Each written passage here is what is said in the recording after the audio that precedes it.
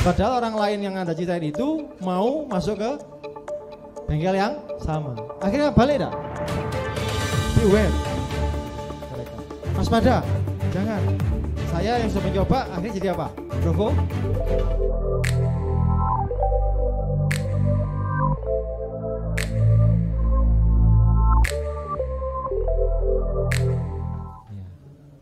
Go extra mile ya. Yang ketiga adalah kenali preferensi individu. Nah ini yang tadi saya bilang bahwasanya orang itu beda-beda. Orang itu punya unique. Ya tadi masnya ngomong gak suka Indomie, masnya ngomong suka Indomie. Gitu kan? Ada yang suka sarimi, kan begitu ya. Jadi orang itu unik, gak bisa disamakan. Ya, maka agar tercipta pengalaman berkesan saat berinteraksi dengan bisnis kita, kawan-kawan semuanya, ya toh, maka harus begini. Ini kenali pelanggan Anda sendiri. Ya. Mengenal pelanggan lebih dekat, mengetahui kecenderungan pelanggan. Misalnya pelanggan sampai itu jam piro sih dia telepon. Kalau telepon itu dia basa-basi enggak sih? Kan ada orang, halo, perlu ini apa? Kan gitu ya. Saya pernah suatu saat sama anak buah saya, karena customer mau beli truk, ya. Saya ikut, dia pengusaha besar, saya di halaman rumahnya, duduk di gazebo begitu, kawan-kawan. Ngomongnya gode karu-karuan wis ya. Rumahnya kayak hutan, jadi hutan gitu, tengah ada rumah, itu tamannya dia. Dia beli truk hanya untuk buang sampah taman. Enggak sih? Ya, kebayang gede seberapa? Nah, dia orang sibuk. Saya juga salah. Saya udah belajar beginian tapi nggak saya terapkan. Saya duduk karena teori marketing adalah mesti menggunakan situasional, ya. Kalau di marketing kawan-kawan ada namanya SPIK, situasional, problematika, implikasi, kebutuhan. Saya menggunakan situasional, saya gunakan teori itu, saya lupa teori ini. Duduk saya ngomong, Pak, luar biasa Pak ya, rumahnya bagus banget. Ya toh? Orang ini diem, gak respon, saya telepon, saya ngapa-ngapain. Oke? Yang kedua, wah tamannya luar biasa Pak, segini gedenya kayak seperti ini, berapa biayanya Pak? Gak respon lagi dia. Ya toh? Nah salahnya saya memang, karena saya tidak menggunakan teori ini, bahwa orang punya preferensi masing-masing. Ya saya nggak mengenali dia. Ya toh, begitu saya nanya lagi, Pak kalau gini ini 1 bulan perawatan berapa Pak? Apa yang terjadi? Sudah, jangan cerewet. Saya mau beli mobil, jangan banyak tanya. Berapa kamu mobil kamu? Modern enggak? Saya mau menciptakan pengalaman berkesan tapi hancur. Nongol nggak di benak dia? Lemben teko meneh dito. Besok permisi Pak, dari mana? Dari Pak Hengki Pak. Kira-kira diterima enggak? Gak usah teko ngono ya.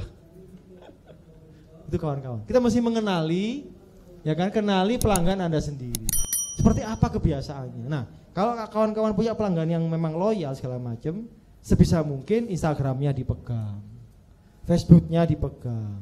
Ya, habis gitu statusnya komentari gitu, ya toh, sehingga tahu topiknya lagi kemana. Misalnya nih Instagram hari ini lagi foto anaknya wisuda, besok waktu kontak sama kawan-kawan, Pak selamat ya Pak ya, putranya wisuda ya, coba pengalaman itu menunjukkan kesan yang baik gitu, kawan-kawan.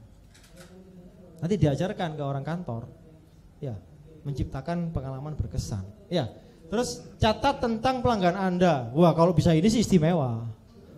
Ya, biasanya perusahaan-perusahaan yang kayak tempat saya, leasing, perbankan itu punya. Ya toh. Tapi nggak ada salahnya mencatat hal-hal yang memang kita tahu.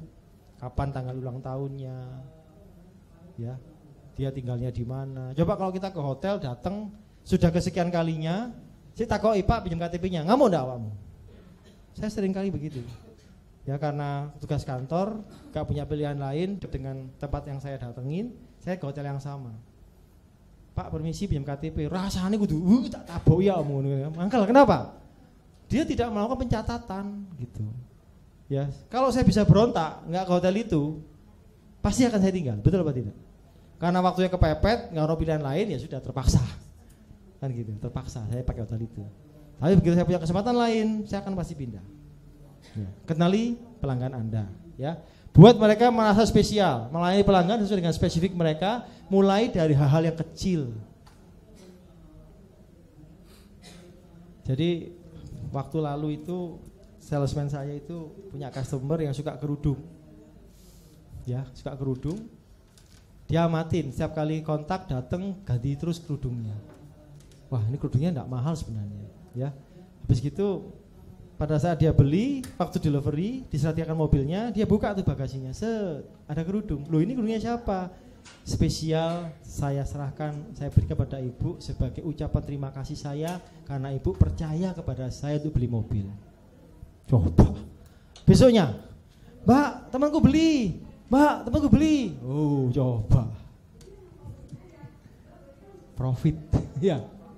Dapat dari mana? Service excellent. Susah? Enggak. Gampang. Ya. Nah, yang mesti diperhatikan kawan-kawan, tolong digarisbawahi pakai stabilo, ya. Stabilo kenceng. Ingat bahwasannya service excellent itu bukan skill. Ingat itu. Ya, pertegas. Service excellent itu adalah behavior. Perilaku yang dibangun, ya. Kalau kita sudah terbangun perilaku positif melayani orang dimanapun melayani orang, masuk ke lift ada orang tua dipersilakan duluan, gitu kan? Ya, dipencetkan, kan begitu. Makan ada orang tua dipermisi makan dulu ya, begitu.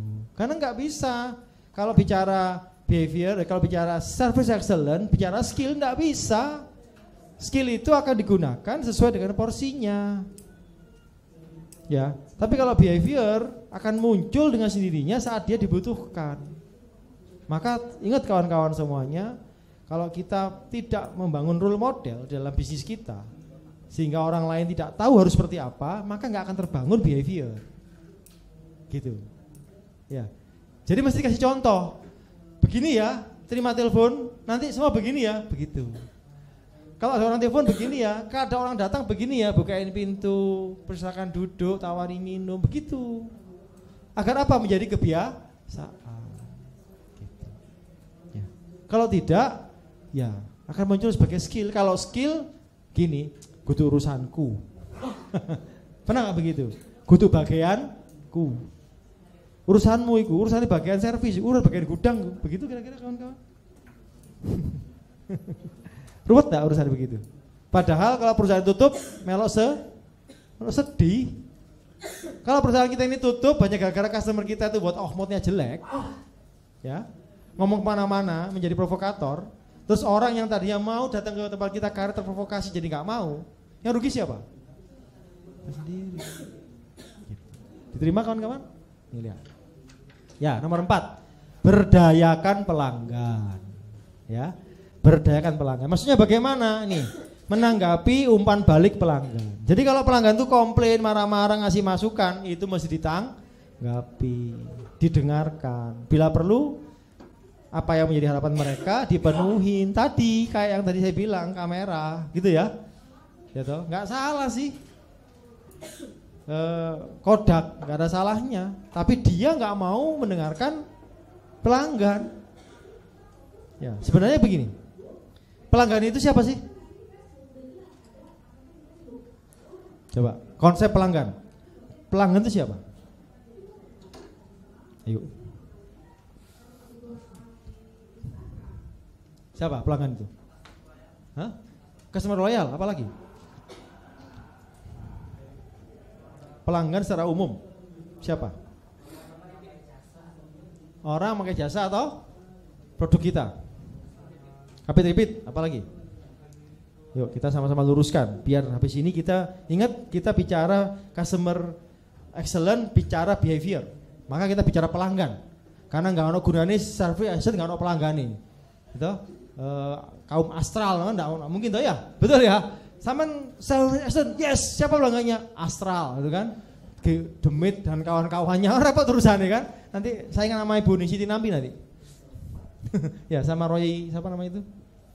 Roy Kiyoshi ya. Siapa pelanggan itu kawan-kawan? Bicara behavior, bicara pelanggan secara general. Kalau kita memahami konsep pelanggan sesungguh-sungguhnya, maka akan baik. Siapa pelanggan itu? Semua orang di luar diri kita itulah pelanggan. Anak sampean yang udah punya anak pelanggan bukan? Sampean layani enggak? Suami, istri dilayani enggak? Pelanggan enggak? Coba habis ini besok sore nanti pulang ke rumah konsepnya digeser. Bukan membuat suami, istri, anak puas tapi mengesankan. Coba. Ya. Kalau anak minta kue, dikasih kue, puas enggak? Puas. Tapi kalau dibuat berkesan, gimana caranya?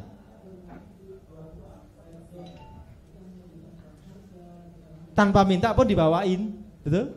Wih, papaku sayang banget ya, begitu.